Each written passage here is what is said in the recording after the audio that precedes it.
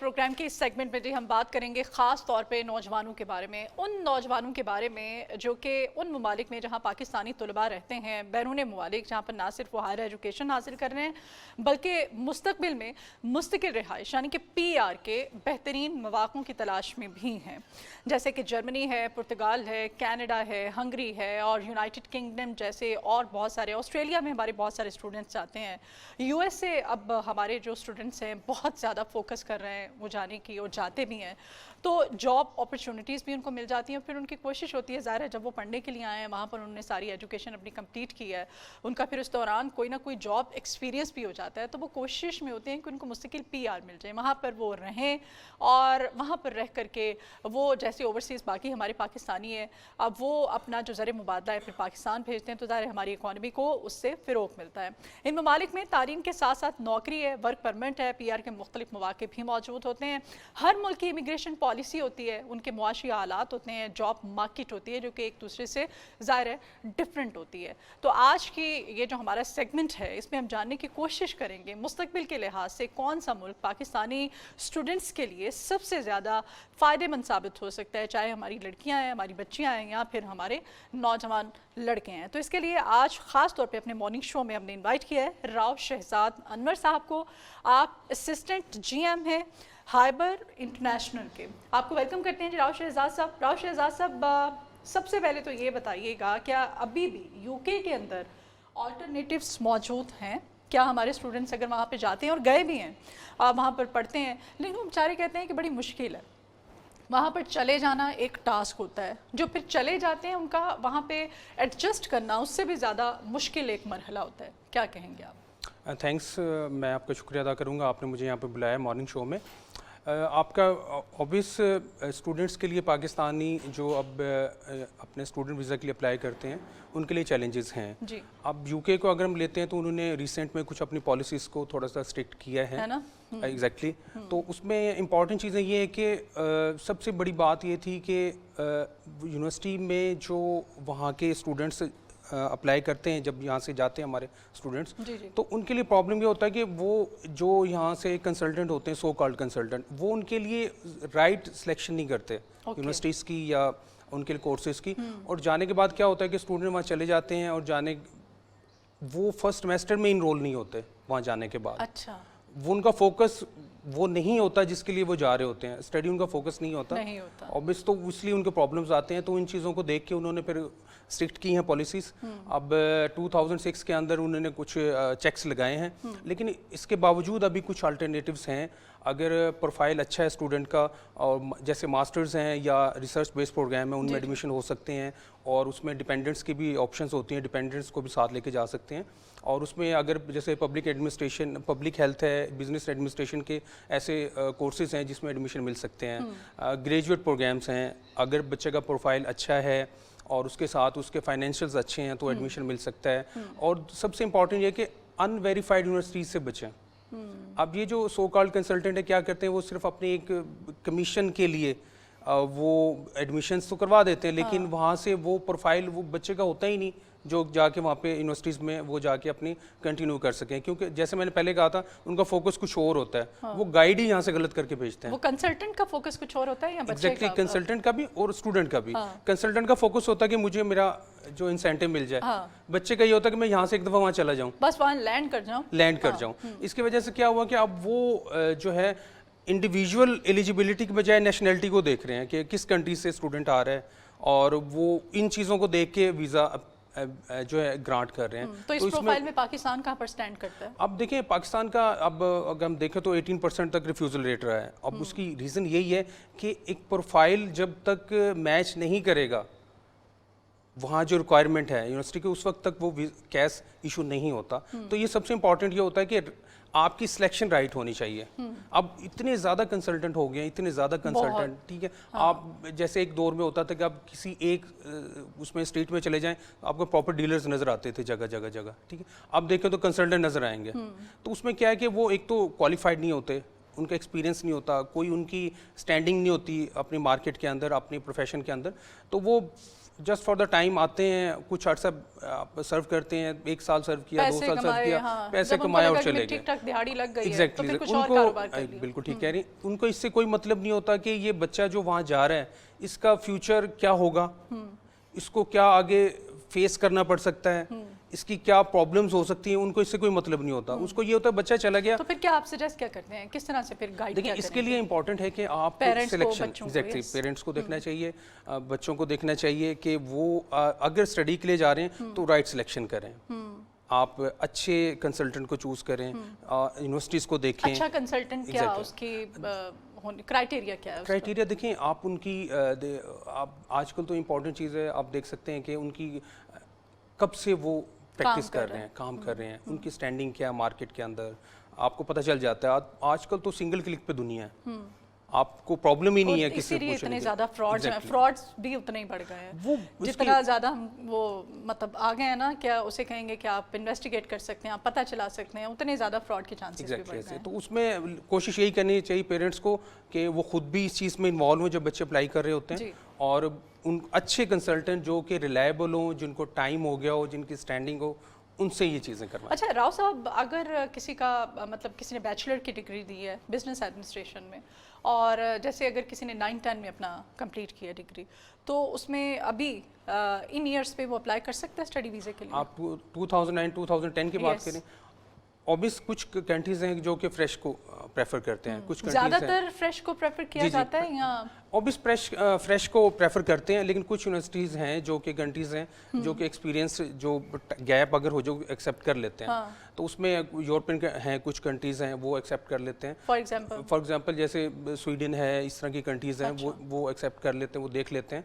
तो उसमें इंपॉर्टेंट यही है कि गैप कितना जस्टिफाइड हो, एक्सपीरियंस बड़ा अच्छा हो, आपका प्रोफाइल काफी सॉलिड रहा हो, आपके पास सॉलिड डेजिग्नेशन हो, तो फिर भी मतलब ये भी मैटर करता है। इंपॉर्टेंट यही है कि अगर फ्रेश हो तो ज़्यादा इतने गैप के साथ मोस्टली यूनिवर्सिटीज़ नहीं ले रही होती, गैप बहुत ज़्यादा हो गया। आप देखेंगे 16 ईयर्स हो गया, तो उसमें फिर कुछ यूनिवर्सिटीज़ हैं जो एक्सेप्ट करते हैं उसको, फिर हम पूरा स्टडी करते हैं, प्रोफाइल देखते हैं, उसको प्रोफाइल देखने बाद हम उसकी असेसमेंट करते हैं, तो फिर स्टूडेंट को बताते हैं कि आपकी कहाँ पे प्लेसमेंट हो सकती है। अच्छा जी, कनाडा की तरफ भी आते हैं, कहते हैं कि कनाडा की अब इमिग्रेशन कहते हैं अगर किसी को मिल गई है ना, तो समझे वो दुनिया में बादशाह है, वो उसकी लाइफ जो है, उसकी आइंदा आने वाली नस्लें जो हैं वो सेट हो जाती हैं। अब कनाडा की इमिग्रेशन इतनी मुश्किल उन्होंने कर दी है। अब बताइएगा, कनाडा है, इसमें स्टूडेंट वीज़ा है, इसमें रिस्ट्रिक्शंस लगा दी गई हैं, स्टूडेंट वीज़ा जो है वो तो ना होने के बराबर है। जो वहाँ पर जाते हैं फैमिलीज़ को लेकर सेट होने की कोशिश करते हैं, उनके लिए भी काफ़ी मुश्किलात बढ़ गई, क्या कहेंगे इस पर? देखिए, स्टूडेंट्स के लिए तो अगेन वो इम्पॉर्टेंट, मैंने जैसे पहले आपसे बात कही थी कि एक तो आपका राइट पाथ में होना चाहिए, आप क्या करना चाह रहे हैं, वहाँ जाके आपने स्टडीज़ करनी है, तो आपकी सिलेक्शन अच्छी होनी चाहिए, यूनिवर्सिटी आप सिलेक्ट करें, आप जाएं। लेकिन कनाडा ने ओवरऑल भी इतनी ज़्यादा प्रीवियस उन्होंने इशू किए जो स्टूडेंट वीज़ाज, तो उनकी वजह से एक बहुत ज़्यादा वहाँ पे रश क्रिएट हो गया स्टूडेंट्स का, तो जिसकी वजह से हाउसिंग इंफ्रास्ट्रक्चर के प्रॉब्लम्स उनको फेस करने पड़े। तब उन्होंने एक कैप लगा दिया है, आप देखें उन्होंने अप्रॉक्सीमेट 1,55,000 ऑफशोर स्टूडेंट्स आ सकते हैं, एडमिशन ले सकते हैं, और 2,55,000 अप्रॉक्सीमेट परमिट्स उन्होंने लोकल्स के लिए इशू किए हैं। तो उन्होंने ओवरऑल एक थोड़ा सा उसको कम किया है। फिर सेकेंड ये था कि वही इम्पॉर्टेंट यही था कि जो स्टूडेंट्स वहाँ जा रहे थे वहाँ स्टडी इनरोल नहीं हो रहे, पहले सेमेस्टर में भी उनके फोकस जो थे वो ये था कि हम वहाँ पहुँच जाएं किसी तरीके से, एग्जैक्टली तो हम पहुँच जाएं किसी तरीके से, असाइलम अप्लाई कर देना। पाकिस्तानीज का सबसे ज़्यादा असाइलम रेट रहा है वहाँ पे लास्ट ईयर में, ठीक है। इसी तरह यूके में भी पाकिस्तानियों का सबसे ज़्यादा असाइलम रेट रहा है। तो उनका फोकस, अगेन मैं वही बात कर रहा हूँ, फोकस उनका वो नहीं होता। जब वो इन चीज़ों को असेस करते हैं कि हमारे पास कितना स्टूडेंट्स किस कंट्री से आया है और आगे यूनिवर्सिटी में कितना गया है, पास आउट कितना हुआ है, तो वो जब इन चीज़ों को एनालिसिस करते हैं तो वो बॉटम पे तो कुछ भी नहीं बचता, रिस्ट्रिक्शन से लगाएंगे वो रिस्ट्रिक्शन लग जाती हैं फिर। तो इन चीज़ों को लेके वो उन्होंने फिर इनको असाइलम लेना भी इतना ज़्यादा आसान तो नहीं है ना, आसान नहीं है, लेकिन कंडीशंस इतनी, मैं कहती लोग कैसे कर लेते हैं। लेकिन वो जब उनका होता यही है ना कि हम पहुँच जाएं एक दफ़ा वहाँ पे, हम रह लेंगे, हम कश्तियाँ जला के बंदी बोट्स, और वो 3 साल जैसे कि अब 3 से 5 साल के अंदर अप्रॉक्सीमेट ये हो जाता है डिसीजन, तो वो कहते हैं कोई मसला नहीं है, गुजर जाएंगे 3 साल 5 साल, पाकिस्तान में भी तो हम गुजार ही रहे हैं, हाँ हम वहाँ भी गुजार ही लेंगे।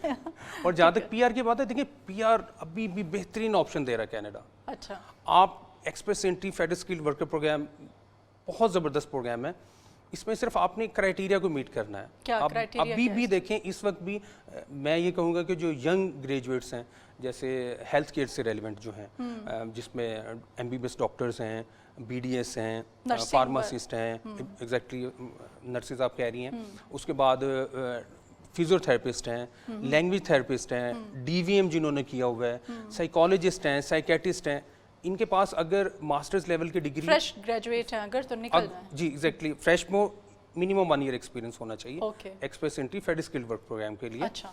और उसके बाद अगर उनके पास 3 साल का एक्सपीरियंस है तो फिर दी बेस्ट है, okay. The best.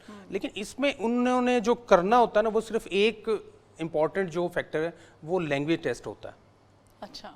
Language test आइल्स है, आइल्स जनरल या PTE कोर करें वो। अब आइल्स जनरल के लिए क्या है कि वो लिसनिंग में 8, स्पीकिंग रीडिंग राइटिंग 7। मैं इंडिविजुअल बता रहा हूँ, ये लिसनिंग में 8, स्पीकिंग रीडिंग राइटिंग में 7।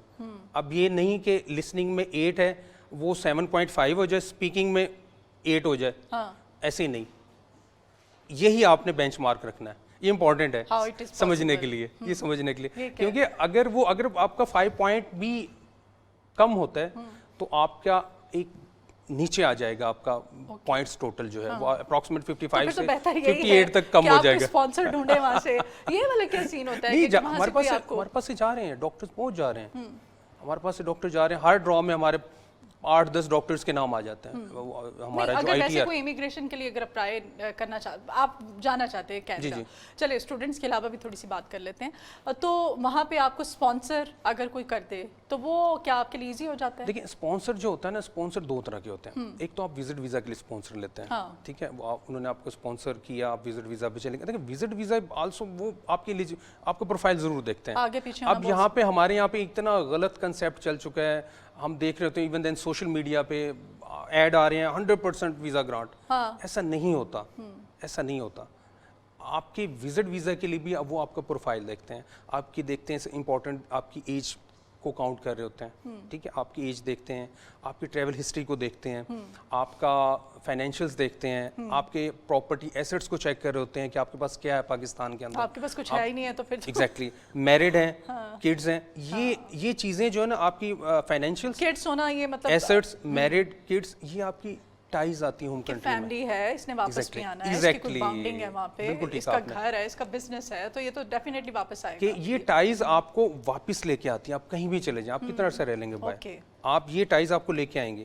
अब एक फ्रेश है और उसके साथ उसके पास इनमें से कुछ भी नहीं है, उसकी ट्रैवल हिस्ट्री भी नहीं है। ट्रैवल हिस्ट्री में क्या होता है, हम टूरिस्ट के तौर पे अप्लाई कर सकते हैं, ठीक है, ये शख्स जो है काफ़ी मुल्कों में गया है, ये टूरिस्ट के तौर पे ये इसका शौक है, ये जाता रहता है, ये गया है कुछ अरसे के लिए, वहाँ पे स्टे किया, वापस आ गया। लेकिन एक कुछ भी नहीं है, यंग है। अब यहाँ पे हमारे जो इस वक्त सोशल पॉलिटिकल कंडीशंस हैं उसमें यूथ बहुत ज़्यादा फ्रस्ट्रेटेड है, उनको रास्ते नहीं मिल रहे कहीं पे, कह रहे हैं कि किसी तरह से हम यहाँ से चले और आप देखें ना वो जो फिर एजेंट माफिया फिर जिस तरह से वो कहते हैं उनकी चांदी होगी, बात होती है, उनकी चांदी होगी, लॉस होता है, तो उसमें क्या होता है, वो एक अलग माफिया है। एग्जैक्टली, क्योंकि बच्चे हमारे नौजवान नस्ल इस कदर परेशान है, फ्रस्ट्रेटेड है कि बस वो कहते हैं कि किसी तरह से हम निकल जाएं। हालांकि वहाँ पे जाके भी आपने मेहनत करनी है, आपने दिन रात काम करना है, आपने मजदूरी करनी है, तो अपने मुल्क में रह के मजदूरी कर ले, लेकिन फिर वो ये एक अलग डिबेट है, बात कहीं और निकल जाए। वो विजिट वीज़ा की हम बात करते हैं, वो अगर आपके पास कोई आता है वहाँ से, आप स्पॉन्सरशिप आ गया, वो इनविटेशन लेटर, तो वो आपकी एक रीज़न बन गई जाने के वहाँ पे कि आप इस स्पेसिफिक रीज़न के लिए वहाँ जाना चाह रहे हैं। हम उसको एप्लीकेशन में मार्क कर सकते हैं कि ये रीज़न है, इसलिए जाना चाह रहे हैं। आपका एक पर्पस हो गया ना वहाँ जाने के लिए। अगर आपके पास कोई पर्पस नहीं है, वो आपसे पूछते हैं क्यों जाना चाह रहे हैं, देन क्या कहेंगे हम ये कहेंगे घूमने फिरने जा रहे हैं, वो कहेंगे पहले तो इससे पहले कहीं भी नहीं गए आप, इसके पास तो खर्चा नहीं है, होटल लेने के पैसे नहीं होंगे, कुछ भी नहीं है। तो ये क्लियर शो करता है कि आप वहाँ जाके वापस आना नहीं चाह रहे। तो ये चीज़ होती है एग्जैक्टली। और जहाँ तक आप उसकी बात करें इमिग्रेशन की, तो इमिग्रेशन में फिर आपका स्पॉन्सर होता है किसी, आप अच्छी ऑर्गेनाइजेशन से आपके पास आए, कोई एम्प्लॉयमेंट लेटर हो, तो देन आप मूव कर सकते हैं वहाँ पे। Exactly, otherwise express entry the best, सबसे बेहतरीन है। यूएसए ने काफ़ी ज़्यादा अभी आसान किया है, रिस्ट्रिक्शंस कम किए हैं, इस बारे में भी गाइड कीजिएगा हमारे जो बच्चे इस वक्त देख रहे हैं। देखिए, क्या सजेस्ट करेंगे? ऑब्वियस स्टूडेंट वीज़ा के लिए तो वो फाइनेंशियल्स अच्छे हो, आपके एकेडमिक क्रेडेंशियल अच्छे होने चाहिए, आपका परसेंटेज अच्छा है, आपका फाइनेंशियल्स अच्छे हैं, आपका ये चीज़ें लैंग्वेज आपकी अच्छी है, तो वो एडमिशन मिल जाते हैं। जहाँ तक आप इमिग्रेशन की बात करें तो इमिग्रेशन में तो यूएसए में EB to NAW बेहतर ऑप्शन है। अगर आपके पास आप स्टेम कैटेगरी से आपका एक्सपीरियंस है, आपकी क्वालिफिकेशन है, आपके पास अच्छा एक्सपीरियंस है, आपकी अच्छी अचीवमेंट हैं, आपके स्किल अच्छा है और जिसमें हमें लगता है कि ये आपके स्किल्स या एक्सपीरियंस ऐसे हैं जिनको हम हाईलाइट कर सकते हैं अमेरिका के लिए और उनकी नीड बना सकते हैं, आपकी स्किल्स को अमेरिका की नीड बना सकते हैं। तो EB to NAW बेहतर ऑप्शन है। अगर जो लोग अच्छा एक्सपीरियंस है उनके पास और अच्छी डिग्रीज है, 4 ईयर ग्रेजुएशन ऑनर्स या मास्टर्स, उनके पास 5 इयर्स मोर देन 5 इयर्स का एक्सपीरियंस हो तो बहुत अच्छी ऑप्शन बन सकती है यूएसए के लिए। Exactly, job experience. ठीक हो गया। अच्छा, इसके बाद ऑस्ट्रेलिया स्टूडेंट्स के लिए आप अभी भी बेस्ट कंट्री? ऑस्ट्रेलिया हमेशा से चूज ही रहा है। वो क्वालिटी पे फोकस करता है, क्वांटिटी को कभी उन्होंने प्रेफर नहीं किया। मैंने तो बड़े बड़े निकम्मे वहाँ जाके सेट होते देखे हैं जिनका उनकी कोई खास उनकी एजुकेशन भी नहीं है, ठीक है, जॉब एक्सपीरियंस भी, लेकिन वहाँ पे वो सेट नहीं। वो देखिए, वो work permits is a different sector. अगर हम स्टडी की बात करें, स्टडी में ये होता है कि अगर आप फाइनेंशियल्स अच्छे होने चाहिए स्टूडेंट्स के, और उसके बाद ये गेन परसेंटेज अच्छी है, गैप नहीं होना चाहिए स्टडी के अंदर। वो गैप तो ऑस्ट्रेलिया बहुत मुश्किल से एक्सेप्ट करता है, गैप तो ना हो उसके अंदर। आपके पास जो है लैंग्वेज कोर्स आपके पास जो है आपने टेस्ट किया वो अच्छा किया हो, आइल्स है, PTE है, तो ये आपके पास अच्छे, अगर आपने उस पर पास किया है 6 ईच अप्रॉक्सीमेट, तो एडमिशन फिर मिल जाता है। सही हो गया। तो इसके बाद और कौन सी कंट्रीज आप इसके अलावा हमारे पास ऑप्शंस हैं। आप एग्जैक्टली यूरोप में जा सकते हैं, हंगरी अच्छी ऑप्शन है, आप स्वीडन जा सकते हैं, आप जर्मनी जा सकते हैं। और जर्मनी के लिए कहते हैं लैंग्वेज बैरियर आ जाता है, उसमें बड़ा मुश्किल होता है उसको वो टेस्ट पास करना। अब उन्होंने थोड़ा सा रिलैक्स किया है इसको लेके लैंग्वेज को, और लेकिन बेहतर है, हम सजेस्ट यही करते हैं स्टूडेंट को कि वो जर्मन लैंग्वेज सीखे। B1 B2 अगर वो ये सर्टिफिकेट गेन कर लेता है तो देखिए, आपके वहाँ जाके आपके सोशल कम्युनिकेशन तो होना है ना। वो तो ऐसा तो नहीं है कि आप एक कमरे में बैठ गए हैं, आपने कुछ नहीं करना, किसी से कम्युनिकेशन या फिर अब्बा जी ने पैसे भेजते रहने हैं और वो आपने कोई जो मुल्क के हालात हैं तो वो तो कोई लैंडलॉर्ड ही होगा, वो कोई फिर यहाँ पॉलिटिशियन ही होगा, वो जो अपने बच्चों को इस तरह से पाल सकता है, पढ़ा सकता है, ब्यूरोक्रेसी में से कोई, तो ज़ाहिर है हर कोई तो नहीं अफोर्ड कर सकता। तो वहाँ पर हमारे जो बच्चे जाते हैं, अगला सवाल भी मेरा यही था, फिर वो ज़ाहिर है उन्होंने अपना खर्चा भी पूरा करना है, उस खर्चे को फीसें भी देनी है। अब्बा ने तो बेचारे ने एक दफ़ा कोई ना कोई चीज़, घर, कोई ज़मीन का टोटा को बेच के उसको भेज दिया, आगे जाके उसने जो काम करना है, अपने खर्चे पूरे करने हैं, पार्ट टाइम जॉब करनी है, वो कर सकता है। उसके लिए क्या देखिए आप सजेस्ट करेंगे? जर्मनी में तो गाइड करेंगे जी, जर्मनी में एक तो बेहतर ऑप्शन है कि वहाँ पे मोस्टली एजुकेशन फ्री है, जो गवर्नमेंट यूनिवर्सिटीज़ हैं। वहाँ ब्लॉक अकाउंट आपको एक उनको डिपॉजिट करना होता है, अप्रॉक्सीमेट 12,000 यूरो। वो आपका यूँ कह लें कि लिविंग एक्सपेंस है 1 साल का, आपने वो ज़रूर ब्लॉक अकाउंट वहाँ पे करना पड़ता है। उसके बाद ये है कि आप 20 आवर्स तक अप्रॉक्सीमेट आपके पास टाइम होता है, आप वीक में काम कर सकते हैं। अब मैं इसमें प्रेफर यही करूँगा कि जो स्टूडेंट्स होते हैं ना, वो यहाँ से स्किल सीख के जाएँ, फ्रीलांस, ये IT, सोशल मीडिया, आजकल जो हमारा डिजिटल सोशल मीडिया बहुत ज़्यादा काम कर रहा है, फ्रीलांस जो काम कर रहे थे बच्चे, वो ज़रूर स्किल लेके जाएँ। वो वाइट कॉलर जॉब होती है आपकी। अब बच्चे क्या करते हैं कि इन चीज़ों पे फोकस नहीं करते, राइडर का काम कर रहे हैं, वहाँ पे फूड डिलीवरी का काम कर रहे हैं, और जॉब्स हैं।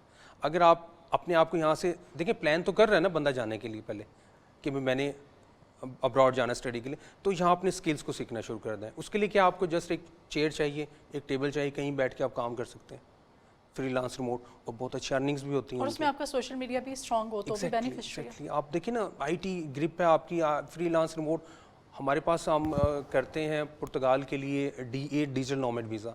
अब बहुत अच्छे प्रोफाइल के लोग आते हैं, आप यकीन करें मंथली 10 लाख, 15 लाख, 20 लाख कोई बात ही नहीं है उनके लिए। घर में बैठे हैं, फ्रीलांस, रिमोट काम कर रहे हैं, फॉरेन रेमिटेंस उनके पास आ रहा है, तो कोई प्रॉब्लम ही नहीं है। स्किल है, वाइट कॉलर जॉब है, बैठे आराम से काम कर रहे हैं। अब वो एक बच्चा जो हमारे यहाँ से जा रहा है, बात वही आ जाती है राव साहब, पैसे को पैसा खींचता है, ठीक है ना। जिनके पास पैसा है उनके लिए हर रास्ता खुला है, और जिनके पास पैसा नहीं है उनके लिए हर रास्ता बंद है। देखिए, आपकी बात ये ठीक है, लेकिन जो बच्चे स्किल्ड है ना, जिनके पास स्किल है, वो कर सकते हैं। अगर वो यहाँ पे थोड़ा सा स्किल को टाइम दें अपना, ये रिमोट, फ्रीलांस अगर सीख लेते हैं चीज़ें तो ये इनको बेनिफिशियल है। इसमें बहुत ज़्यादा कॉस्ट नहीं आती कोर्सेज में। सही। अगर आजकल तो यूट्यूब पे हर चीज़ अवेलेबल है, हाँ। बच्चे देखें और सीख लें सीखना चीज़ों आपने। बहुत शुक्रिया जी राउफ शहजाद you. अनवर साहब Thank you. आपके आने के लिए।